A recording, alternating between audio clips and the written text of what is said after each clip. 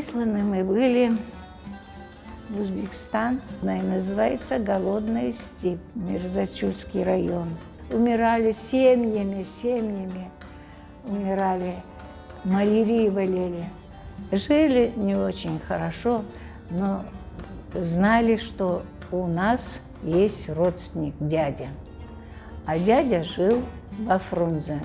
Мы поняли, что нам надо уезжать. Родился в поселке Южный Аламшик, значит, Андижанской области, Узбекской ССР.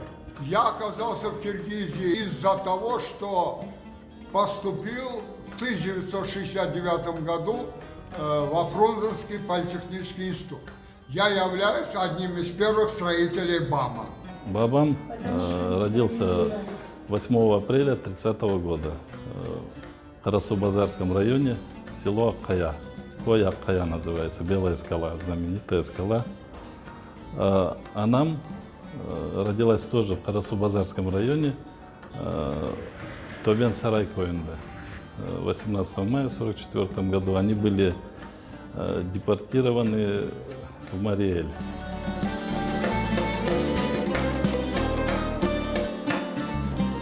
Rahmetli babam Oğuzdenbaş koyunu bala.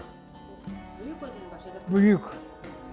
Küçük Oğuzdenbaş'tan çıkkanda birinci ev ularını kaydet. Onu kötüledin. Ola bana ev var idi. Bu çıkarmasdan evvel bir iki hafta evvelsi bize bu komanda işi Sevastopol'skin frontum bizde Kadıbay'ın evinde yaşaydı. Ayttı anama, tete Asya, вас высылать будут. Она мне намогла. И так все прошло. И так выслали. Я родилась в селе Татар Осман называется. Татар Осман. У нас двухэтажное здание было. Первый этаж из камня, второй этаж из каркаса.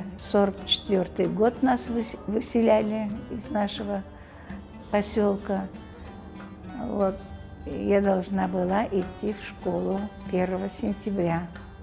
Очень мечтала пойти в школу, потому что на всех переменах я выходила как перемена и сразу в школу, а школа напротив нашего дома была.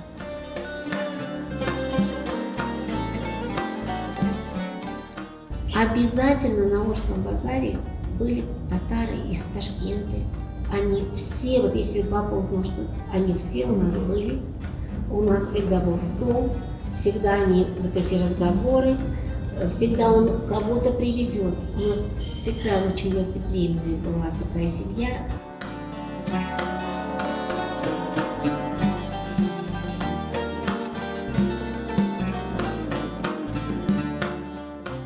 Первый хоран мы нашли старую запись, которую делал ансамбль Хайтарма, и по нему начали что-то учить, начали привлекать тоже самых инициативных в нашей диаспоре. У нас стало получаться, и первый раз мы выступили где-то в 2011 году у нас на мероприятии.